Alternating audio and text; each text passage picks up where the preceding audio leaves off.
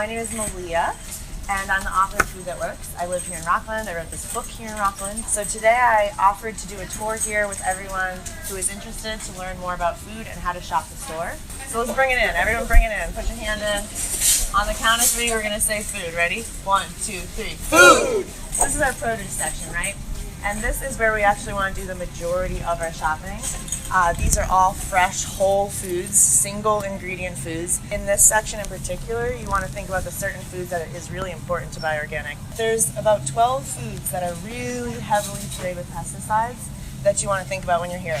Apples, berries, grapes, celery, cucumber, salad greens, spinach, tomatoes, bell peppers, potatoes, meat, poultry, fish, and eggs.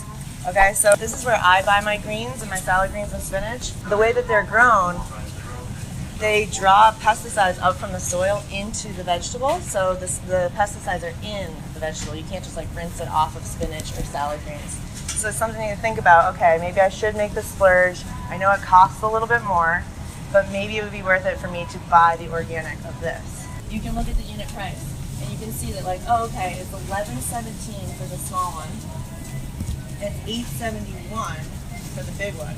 So it's actually cheaper to buy the bigger tub, but if you're not going to actually use it, then it's not worth it, right? So think about what's right for you in your household and what you're actually going to eat.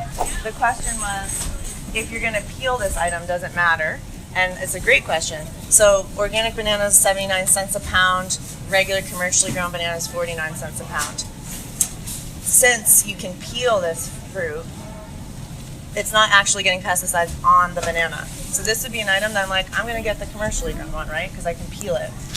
So how you know if a pineapple is ripe is you can either press on the bottom. If you see a little bit of give, you know that it's getting ripe. You can also smell the bottom of fruits. And if you smell the fruit, then you know that it's ripe. So I don't really smell anything yet. I use a lot of lemon in my recipes, and I try and look for ones that have thin, shiny peel and that I can squeeze. These tend to have more juice in them. So if you're using the juice on foods, go for the thin peel versus like this really hard porous one. It's not, it might be a little dry inside. Talking about berries over here, it is hard to rinse the pesticides off of them because they're such fragile fruits with thin skins. These things are sprayed. I mean, they come over the crops with planes and they drop pesticides and they spray huge amounts of chemicals on our food. This is the truth, I'm not making it up, and this is how food is produced here in America. So as consumers, we have to be smart about what we're willing to sacrifice and what we're willing to pay for. Moving on to apples. This little sticker that's on all the fruit, it tells you something. 3 or 4 will tell you if you're grabbing commercial, and a 9 on any food is always going to be organic. When you buy local produce that's made here in Maine, your dollars are staying here in our state, and they're cycling through our system, and they're feeding families, and they're keeping businesses alive here in Maine. Over here we have our fresh herbs, which are super good for us. They're great for our brain function, concentration, circulation in the blood. The more fresh herbs we can use in our food, the more delicious our meals will be, and the more healthful they'll be. I just learned a great trick about scallions, which if you buy one of these today, you'll never have to buy them again. You know why? Because if you just get home and you use this part up, and you save these little ends that you typically maybe throw out, and you throw them in a glass of water, and you put it up on your windowsill in your kitchen, tomorrow you'll see little green shoots coming on the top, and eventually they'll just regrow. They don't even need soil. They just need you to continually make sure that they have water. So you can grow your own scallions in your kitchen, and you never have to buy them again. Potatoes have a ton of pesticides and fungicides on them. And what I think about when they spray all that stuff on it, I'm like, okay, if they're spraying the stuff on it so bugs won't eat it, maybe I shouldn't be eating it either. Like, if it's so bad a bug won't touch it, maybe the bugs are smarter than us. When you're buying bulk, we're going to compare this bulk price of quinoa, buying it out here versus buying it inside the center aisles of the store, and we'll see which option's cheaper. So if I look here, organic quinoa, the unit price is $7.99. Why? Because you're not paying for this lovely zipper pouch that they've made and all the advertising and printing that's gone into it. If you're going to eat bread, I really suggest buying it here in this baked section versus over there in aisle, I think it's 11 or something. Anything that has a label, you want to read that label because you're buying it and you're putting it in your cart and eventually you're putting it in your mouth. So let's see. Organic wheat, flour, water, salt, yeast. 5 things. That's what bread's made of. When this goes stale, don't throw it out. You can use that as breadcrumbs.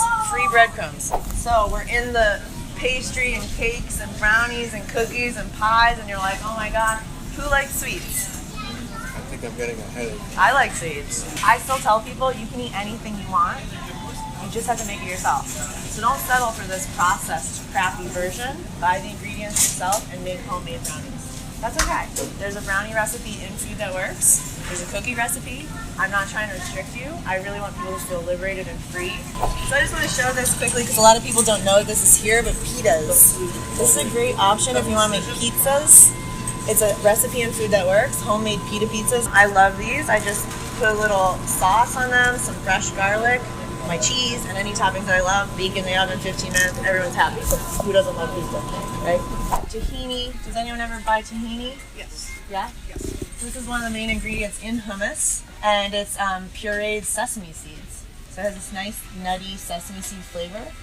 It's kind of like peanut butter consistency. It's delicious. You can put it into cookies, baked goods. You can put it into hummus. So that's where it lives. It is kind of expensive. It's $9 for this jar, but it'll last you a long time. You can make dressings and things. So try it if you haven't tried it. It's delicious.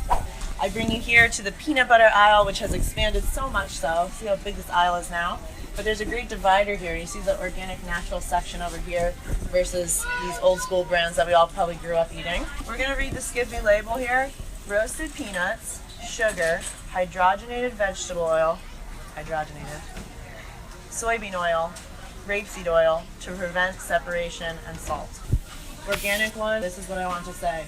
Dry roasted peanuts, sea salt. That's it, right? That's what my body wants to eat. Once you have good quality grass-fed butter, you'll never go back to the other white, waxy butter. I purchased the Kerrygold butter. It's imported from Ireland. Very expensive, but I don't use as much of it, and it's delicious, and it's giving me those nutrients that we get from grass-fed butter that help us absorb other nutrients in other foods. You can use yogurt, Greek yogurt, it's very thick, instead of sour cream. It's less fat and it's more protein. So I use it on my tacos.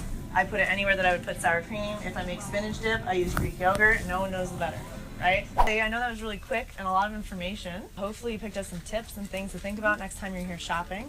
I'm sure I'll see you. I'm here like every day. Please stay in touch. I'm local. I'm always around. I'm doing events all the time. And this is a shopping guide to help you. It's got menus, shopping lists to shop the store, and how to prep those ingredients in advance that you actually use. That head of cauliflower or, a bag of potatoes. So let's bring it in. On 3, we're gonna say food. Ready? 1, 2, 3. Food!